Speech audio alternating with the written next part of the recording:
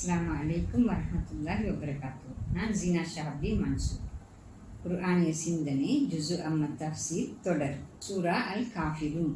இப்போது அத்தியாயத்தை விளக்கமாக நோக்குவோம். குல் யா அய்யுஹல் காஃபிரூன், நபியே கூறுவீராக, நிராகரிப்பாளர்களே கூறுவீராக என்ற இச்சொல்லோடு அல் காஃபிரூன் என்ற இந்த அத்தியாயமும் ஜின், இஹ்லாஸ், ஃபலக், நாஸ் என்ற 4 அத்தியாயங்களும் ஆரம்பிக்கின்றன. அச்சொல் மூலம் துவங்கும் வசனங்களோ நிறைய உள்ளன. இந்நிலையில் முஹம்மது ஸல்லல்லாஹு அலைஹி வஸல்லம் அவர்களை குறிப்பாக விழித்து கூறுவீராக என்று கட்டளையிடுவதன் பொருளை விளங்குவது அவசியமாகிறது. ஏனெனில் அல் குர்ஆன் முழுவதுமே முஹம்மது ஸல்லல்லாஹு அலைஹி வஸல்லம் அவர்களை நோக்கி பேசிய இறை வார்த்தைகள் என்பதில் சந்தேகமில்லை.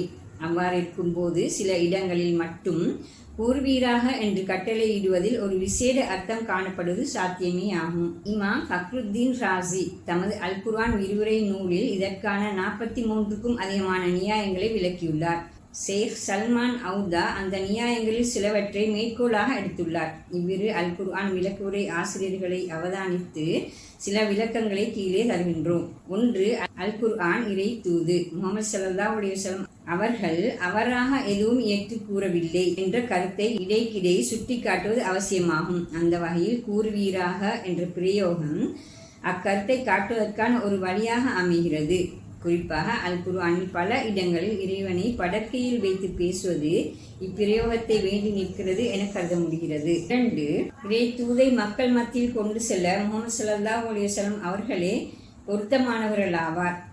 மிக பெரும் எதிர்ப்புக்கு மத்தியில் நிலைகுலையாது தூதில் நிலைப்பதும் அதனை எத்தி வைப்பதும் அவர்களது கடமையாகும். இந்த பின்னணியில் அப்படியானதொரு எதிர்ப்பு சூழலில் அவர்களே பேசுவது போன்று இந்த அத்தியாயம் அமைய பெற்றிருப்பது மிக பொருத்தமானதாகும். எனினும் இறை கட்டளைக்கேற்பவே இறை தூதர் ஸல்லல்லாஹு அலைஹி வஸல்லம் அவர்கள் இந்நிலைப்பாட்டை எடுத்துள்ளார்கள் என காட்டுவது இக்கருத்துக்கு மேலும் வலுவூட்டுவதாக அமையும். 3. நம்பிக்கை சார்ந்த விடயங்கள் முழுக்க இறைவனின் தெளிவுபடுத்தல்களும் முடிவுகளுமே ஆகும். பிரச்சாரத்தின் போதான நிலைப்பாடுகளும் அவை குறிப்பாக நம்பிக்கை சார்ந்தவைகளாக இருப்பின் இறைவனின் முடிவுகளாகவே இருக்கும். இக்கருத்தை உணர்த்துவதாகவும் சொல்வீராக என்ற பிரயோகம் அமைந்துள்ளது. யா ஐயுஹா என்பது விழிப்பதற்கான பிரயோகமாகும். எனினும் யா ஐயுஹா என்ற 3 சொற்களும் விழித்தல் என்ற அதே கருத்தை தர தனித்தனியாக பிரயோகிக்கப்படவும் முடியும். எனவே 3ஐயும் ஒன்றாக இணைத்து இங்கே பாவித்துள்ளமை கவனத்தை முழுமையாக ஈர்க்கும் நோக்கை கொண்டதாகும். அல் குர்ஆன் பிரயோகித்துள்ள காஃபிரூன் என்ற சொல்லே நிராகரிப்பாளர்கள் என மொழிபெயர்க்கப்பட்டுள்ளது. இப்பிரயோகத்தை கீழ்வருமாறு புரிந்து கொள்வதே பொருத்தமானதாகும். 1. காஃபிரூன் என்ற சொல் கஃபர என்ற சொல்லின் அடியாக பிறந்ததாகும். கஃபர எனின் மறைத்தான் என பொருள்படுகிறது. எனவே காஃபிர்கள் எனின் சத்தியத்தை மறைப்போர் என பொருள் கொள்ளப்படுகிறது. அந்த வகையில் சத்தியத்தை மறுப்போர்களே என மொழிபெயர்த்தல் மிகவும் பொருத்தமானதாக அமையும் என கருதலாம். 2.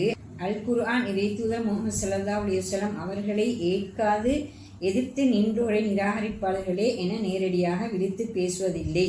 மிகவும் அரிதாக ஓரிரு இடங்களிலேயே அவ்வாறு பேசுகிறது. மக்கத்து குறைசிகள் தம்மை இறை தூதர் இப்ராஹிம் அலைஹிஸ்ஸலாம் அவர்களது வழித்தோன்றல்கள் என பெருமைப்பட்டு கொண்டனர். அவ்வாறே அவரது மார்க்கத்தையே நாம் பின்பற்றுகிறோம் என்ற வகையில் நாம் இறை நம்பிக்கை கொண்டவர்கள் எனவும் நாம் கடவுளாக கொண்டுள்ள அல்லாஹ் தவிர உள்ளவை அவனிடம் பரிந்துரை செய்யக்கூடியவை என்ற வகையிலேயே அவற்றை வணங்குகிறோம். எனவே நாம் அடிப்படையில் அல்லாஹ்வையே நம்பிக்கை கொண்டுள்ளோம் என வாதிட்டனர். இப்பின்னணியில் அக்குறைசி தலைமைகள் இறைவனை ஏற்றல் வணங்குதல் பற்றி பேச்சுவார்த்தைக்கு வந்தபோது நீங்கள் உண்மையில் நம்பிக்கையாளர்கள் அல்ல நிராகரிப்பாளர்கள் என கூறுவது தவிர்க்க முடியாதாயிற்று.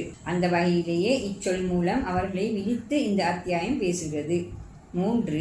இறை தூதர் முஹம்மது ஸல்லல்லாஹு அலைஹி வஸல்லம் அவர்கள் கொண்டு வந்த சத்திய இறை தூது மிக தெளிவாக கிடைத்தும் அதனை ஏற்காது அதற்கெதிராக வன்முறையை பிரயோகித்து எதிர்த்து நிற்போர் என்பவர்களையே காஃபிரூன் என்ற சொல் குறிக்கிறது. அவ்வாறு சத்திய தூதை எதிர்க்காது முஸ்லிம்களோடு சமாதானமாக வாழ்வோரோடு சிறந்த முறையில் உறவாடி வாழுமாறே அல் குர்ஆன் பணிக்கிறது. அல் குர்ஆன் கூறுகிறது, மார்க்க விடயத்தில் உங்களுடன் போராடாத உங்களை உங்களது வீடுகளிலிருந்து விரட்டாத மக்களுடன் உதவி ஒத்தாசைகள் புரிந்து நல்லவிதமாக நடந்து கொள்ளுதல், நீதியாக நடந்து கொள்ளுதல் என்பவற்றை விட்டு இறைவன் உங்களை தடுக்கவில்லை. இறைவன் நீதி செலுத்துவோரை விரும்புகிறான். அல் குர்ஆன் 60வது அத்தியாயம் 8வது வசனம். பின்னணியிலேயே இமாம் தபரி, ஜமக்ஷரி, பைலாவி போன்ற அல் குர்ஆன் விரிவுரை ஆசிரியர்கள் இனி எப்போதும் நம்பிக்கை கொள்ளும் மனநிலையற்ற கடும்போக்கு கொண்ட குறிப்பிட்ட சில நிராகரிப்பார்களையே இச்சொல் குறிக்கின்றது என கூறுகின்றனர். அடுத்து வரும் 2-5 வரையான 4 வசனங்களும் சொற்களின் பிரயோக வடிவில் சில வித்தியாசங்களோடு ஒரு கருத்தை சொல்வது போல் அமைந்துள்ளன. முதலில் அந்த வசனங்களை கீழே தருகின்றோம்.